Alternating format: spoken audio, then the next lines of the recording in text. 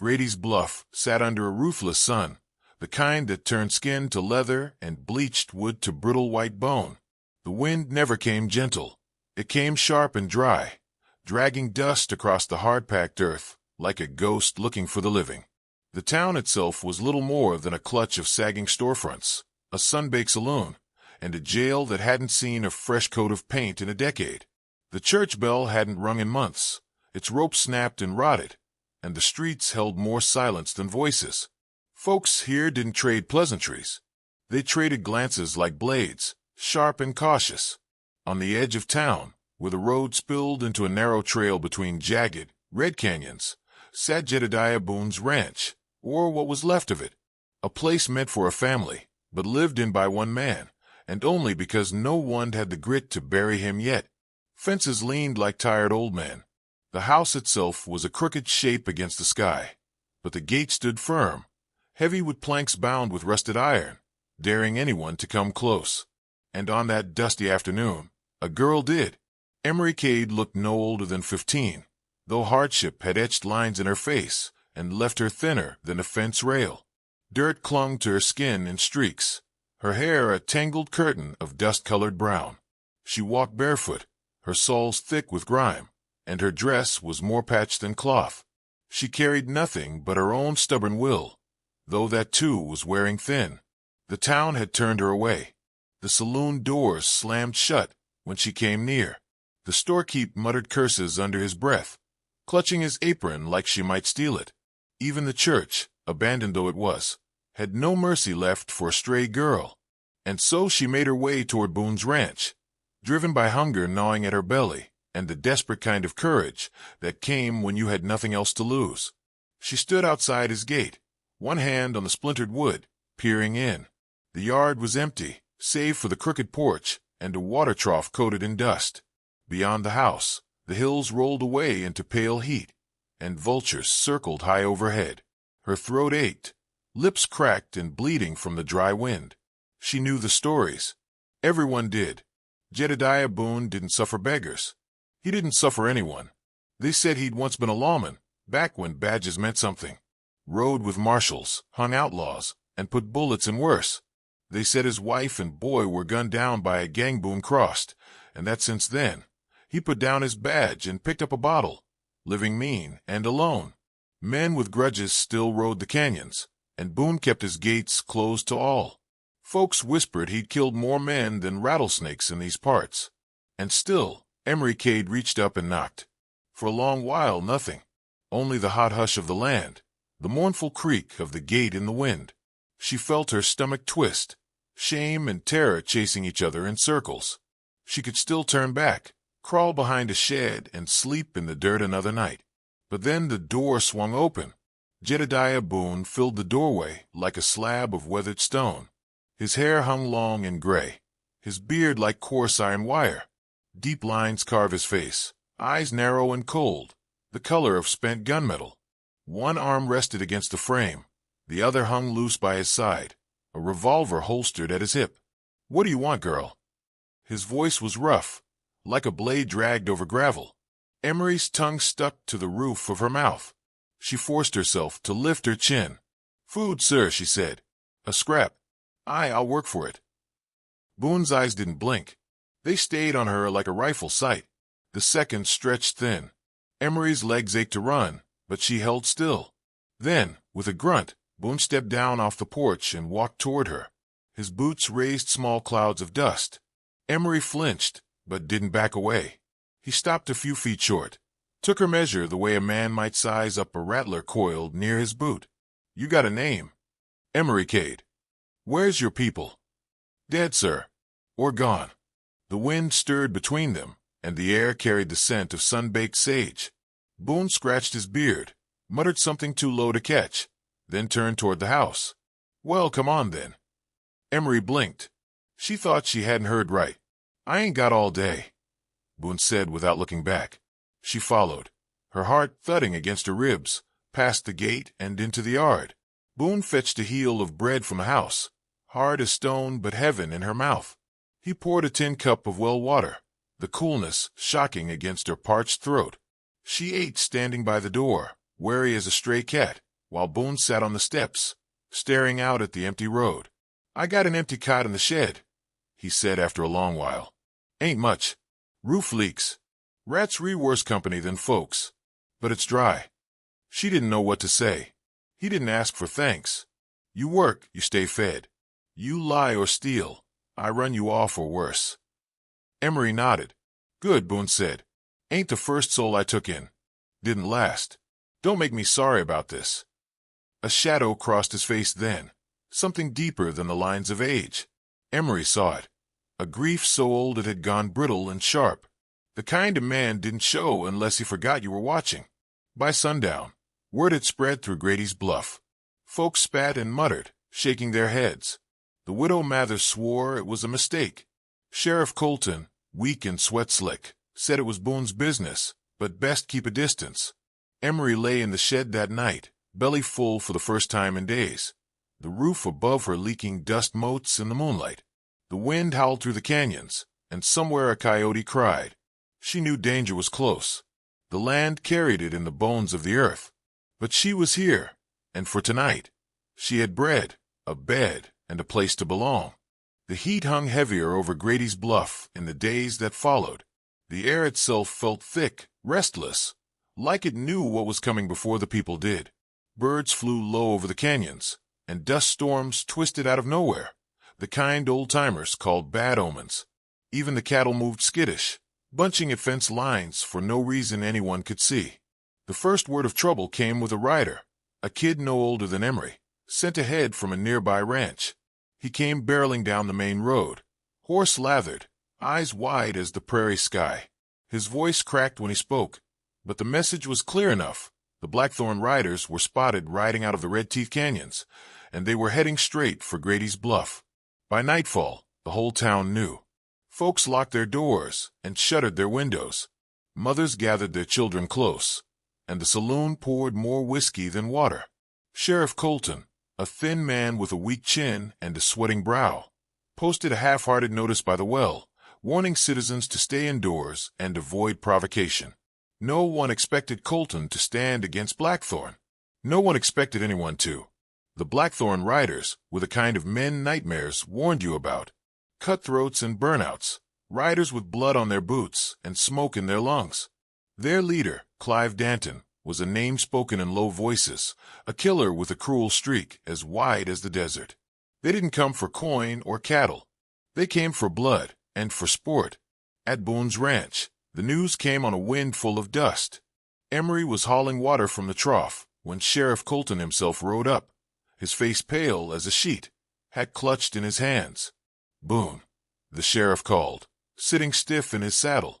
Jedediah Boone stepped out of the barn, wiping his hands on a rag. The old man's face, already a map of weathered lines and shadows, gave no hint of surprise. "Sheriff," Boone said, "word's come down. Danton and his boys. They're coming. Be here by week's end, less if they ride hard." Boone nodded, like a man told the weather would be hot. "Townsfolk's scared. You'd be wise to clear out for a spell. Ain't no cause for you to be here when they ride through." Boone let out a slow breath, eyes narrowing to slits. "I leave. They burn this place to the ground. I stay. Maybe they think twice." The sheriff shifted in his saddle, looking down at the dirt. "Ain't no one expects you to fight, Jed. Not anymore." "Good," Boone said. "Then they won't be disappointed." Without waiting for more, Boone turned and disappeared into the barn's shadow. The sheriff lingered a moment, then spurred his horse and rode back toward town, dust curling after him. Emery watched it all from the side of the shed, her stomach twisting. She wasn't a fool. She'd heard the name Blackthorn before, knew what it meant. She'd seen the way grown men's faces blanched at the mention of Danton. Something bad was coming, and the man who'd taken her and didn't seem to care. That evening, as the sun bled into the hills, Emery followed Boone out to the pasture. They mended a broken fence rail together, Boone working in heavy, practiced movements, Emery quick to learn. Sweat darkened the old man's shirt, and his hands, though thick and scarred, moved steady as ever. She didn't know how to ask him what gnawed at her heart, but the words finally tumbled out. "Why don't you leave?" Boone drove a nail into the post with a heavy hammer. the blow sharp in the hush. Not my way. But they'll kill you. Everyone says so. A long pause. Boone leaned against the fence rail, eyes far off, watching the last streaks of daylight fade over the hills. Girl, he said quietly, there's a time for running. And there's a time you plant your boots in the dirt and let the devil do his worst. His voice was worn, cracked like old leather, but there was something in it Emery hadn't heard before. Not just stubbornness, but old grief. Too sharp to fade. She swallowed, throat tight. Is it them? Danton's gang. Boone looked at her then, really looked, and Emery felt the weight of a storm gathering in his gaze. Long time back, he said. I rode with a badge. Rode hard, did my work honest. And when you wear a badge, girl, you make enemies. Some you hang. Some you bury. Some you can't. He didn't say Danton's name. Didn't have to. What did he do? Emery whispered. Boone's jaw flexed. Took my family. Burned my house. Left me with nothing but a rope around my neck and a memory that won't die. The wind picked up then, sending dust spinning in slow curls. Emery shivered despite the heat.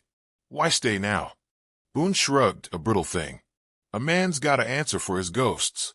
And I'll see this one through. The barn was quiet that night, the horses uneasy in their stalls. Emery couldn't sleep. She kept thinking about Boone's words, about the hollow in his eyes that no daylight seemed to reach. Her stomach knotted with fear, but something else too, a fierce, stubborn spark she couldn't name. In the dead hours, she slipped from the shed and crept to the barn. She knew Boone kept old things in there, tools and spare tack. But behind a stack of crates, half hidden beneath a canvas sheet, she found a battered trunk. The metal was rusted, the wood scarred. Her fingers brushed the latch, and it fell open. Inside lay things not meant for a peaceful life. Pistols, clean and oiled. A long rifle, stock worn smooth. Spare rounds in old cloth pouches. And resting on top, wrapped in yellowing cloth, a badge. U.S. Marshal. Emery's breath caught. She lifted it, felt the weight of cold metal in her palm. Boone's name etched into the back. A sound behind her made her spin, heart lurching. Boone stood in the doorway, half lit by moonlight, his face unreadable. Told you to stay in the shed, he said softly. I was, she fumbled the words, but they slipped through her fingers like sand. Boone stepped inside, took the badge from her hands. His gaze lingered on it, like a man remembering something too long buried. Once, he said, voice low, I tried to be good, tried to be the kind of man folks could count on.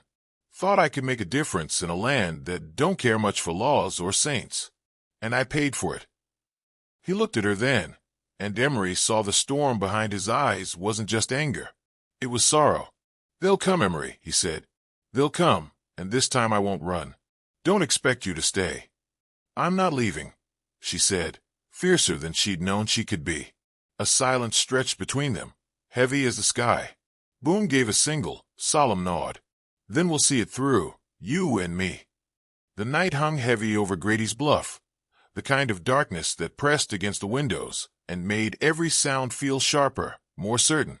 Even the wind seemed to crawl low across the ground, dragging the dust instead of stirring it. The usual clatter from the saloon was gone, its doors shuttered tight. Lamps glimmered behind curtains, and the streets, usually restless with stray dogs and drifting laughter, lay dead still. The town was packing up. Wagons creaked under loaded supplies, families clutching what little they could carry. Some hitched teams in the dark, too afraid to wait for dawn.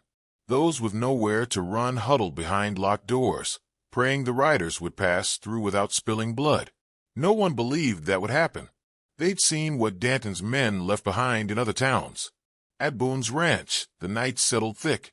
Emery sat on the porch steps, knees pulled up to her chest, watching the last sliver of sun sink behind the ridge. She could feel it now, the weight of something cruel and inevitable pressing down.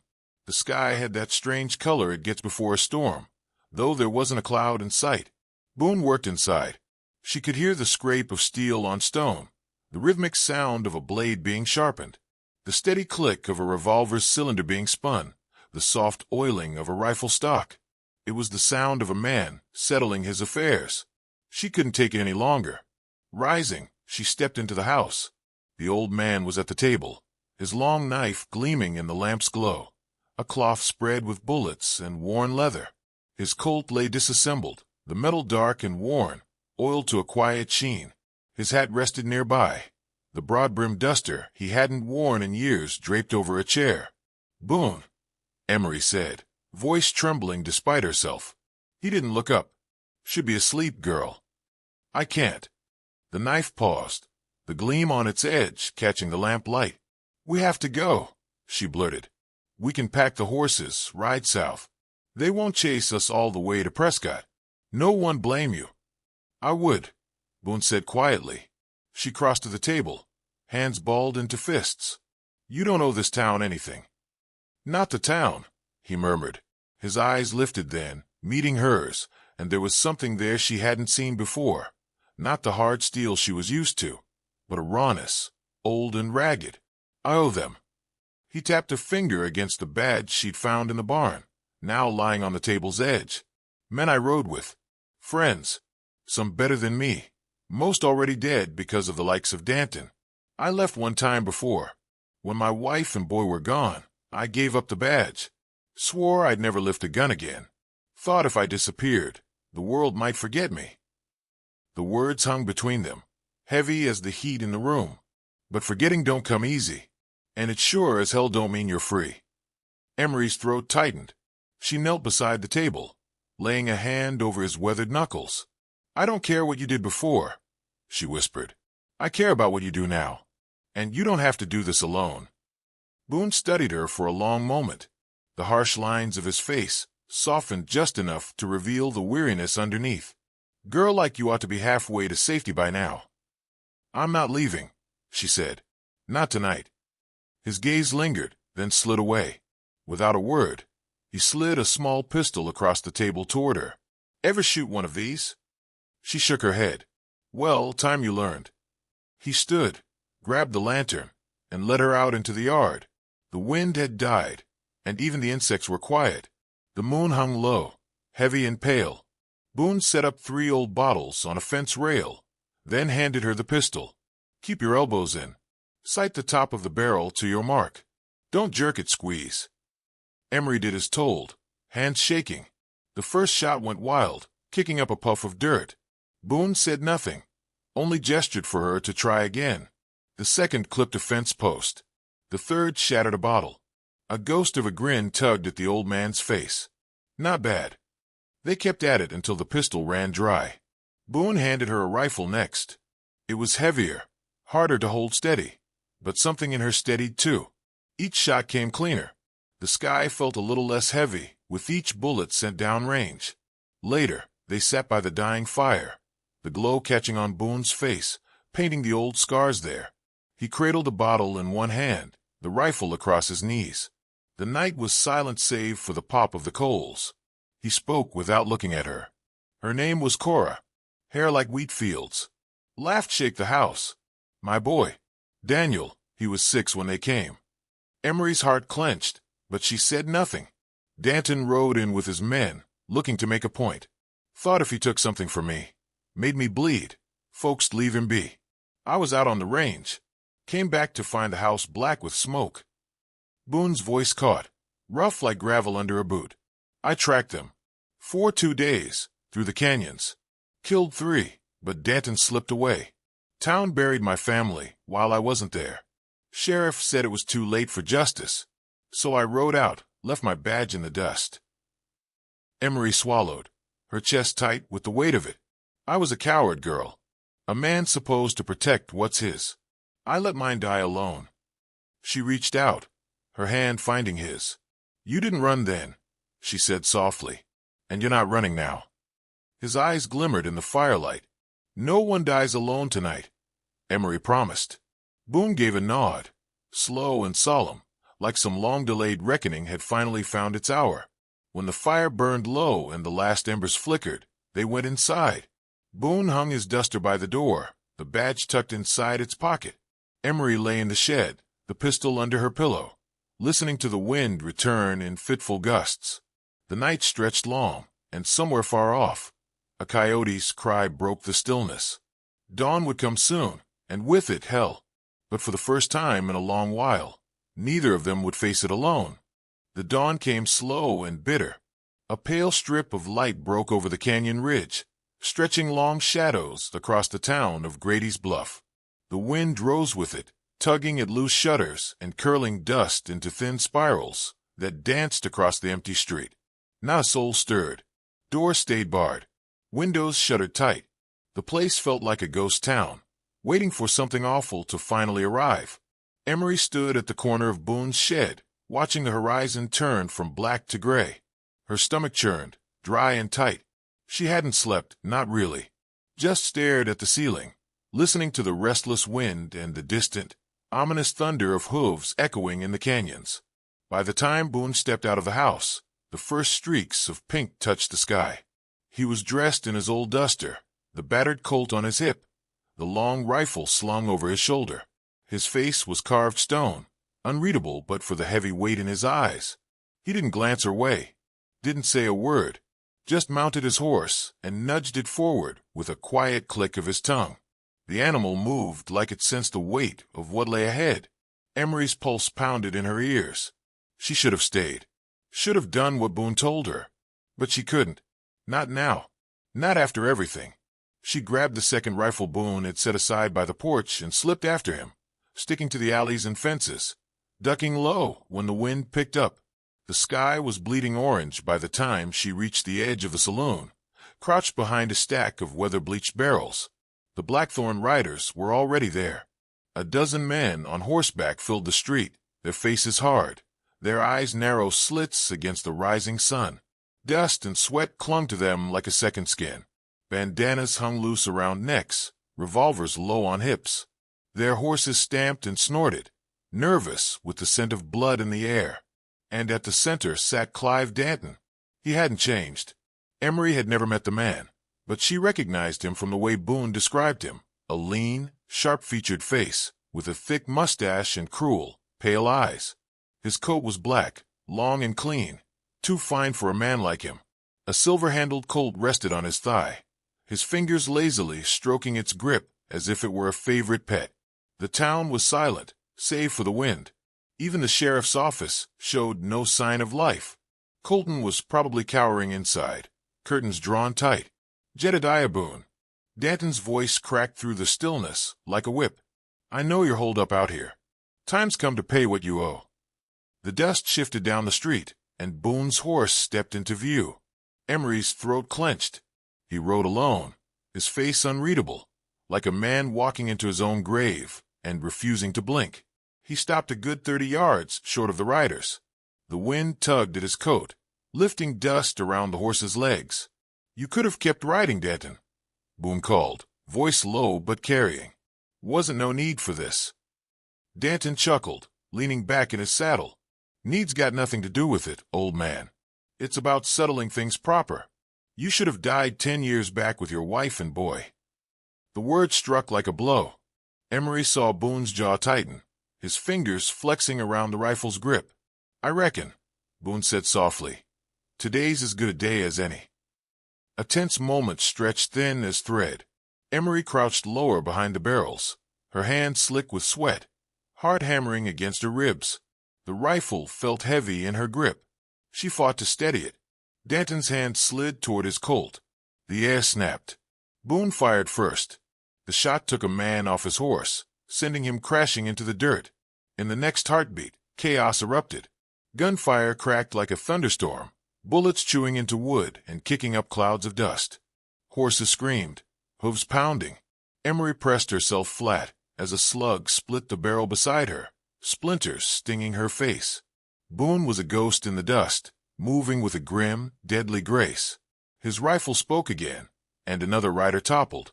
He swung the butt into a charging outlaw's face, then drew his Colt, the old weapon barking in his hand.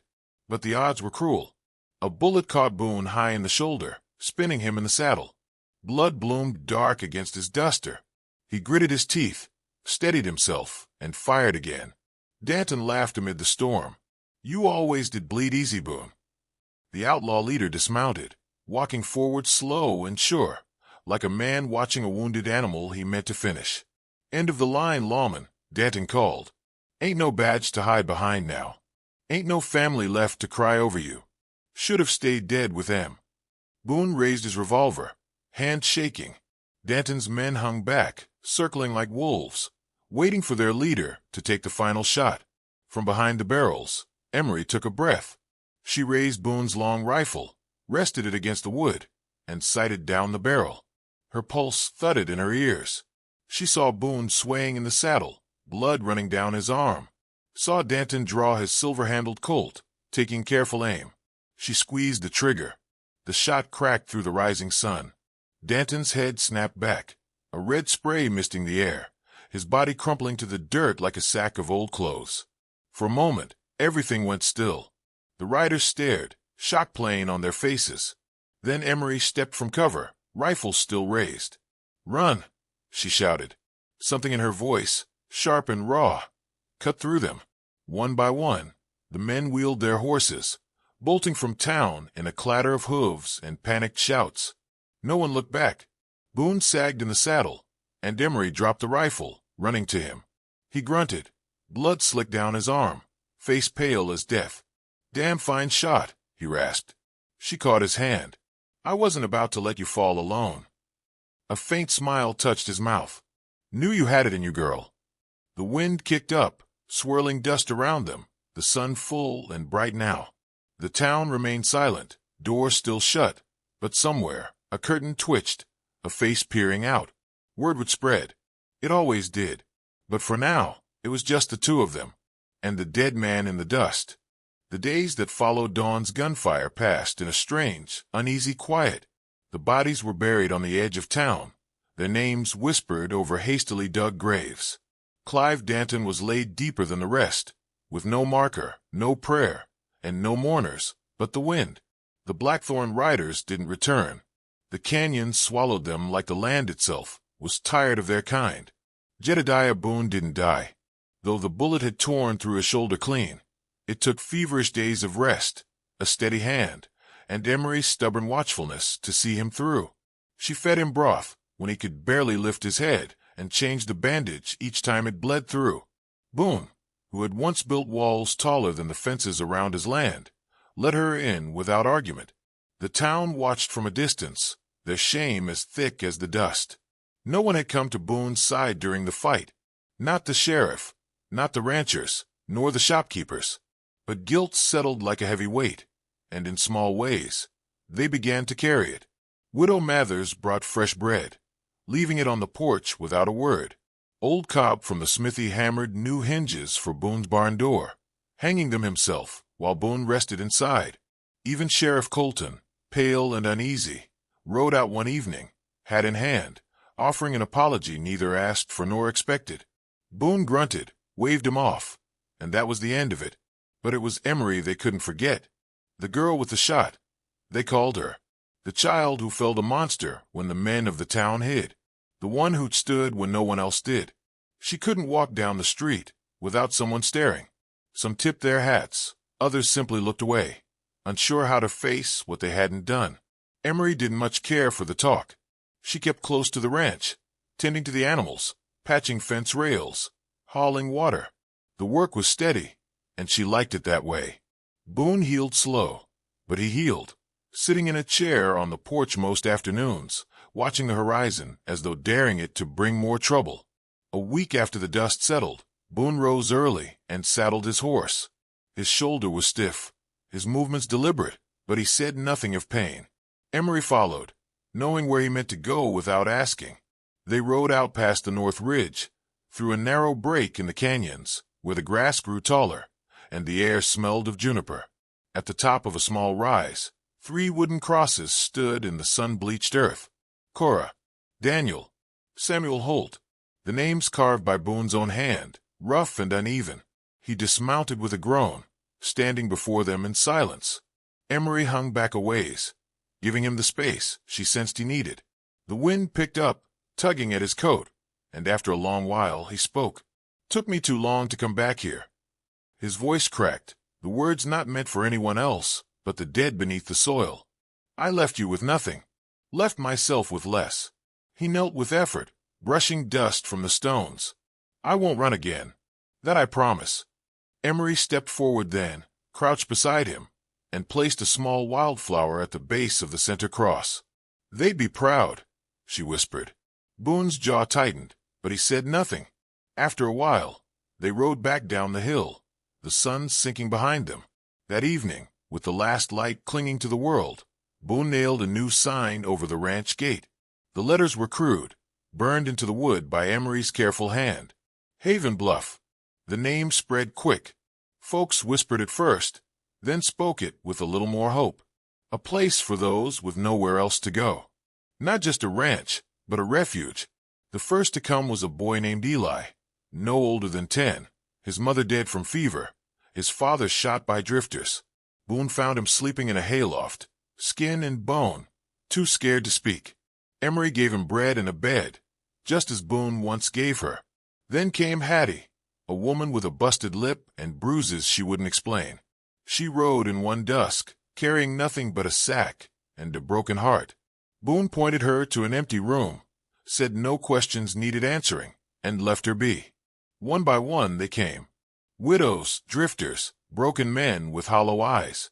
The old, the young, the lost. People the town had long forgotten or cast aside. Emery helped them settle in, taught them how to mend fences and haul water, to shoot straight and mind their word. Boone showed them how to live without shame, without running.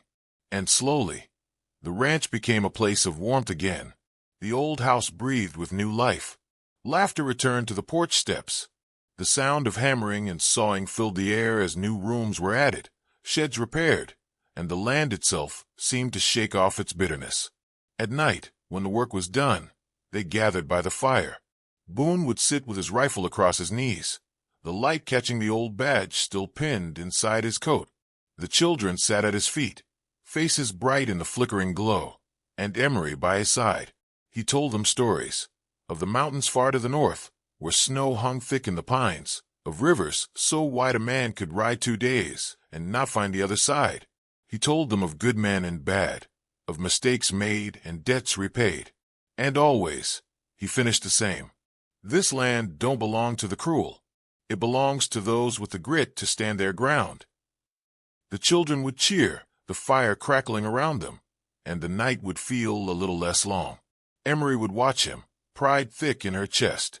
Boone, the man once known as a loner, a ghost, now the heart of something better than what he'd lost. And she, the girl once begging for scraps, now with a place to belong. Trouble would come again. The frontier was never kind for long. There'd be riders in the distance, storms over the ridge, and shadows that stretched too far. But when it did, they'd face it together, side by side. For Haven Bluff wasn't just a ranch anymore. It was home,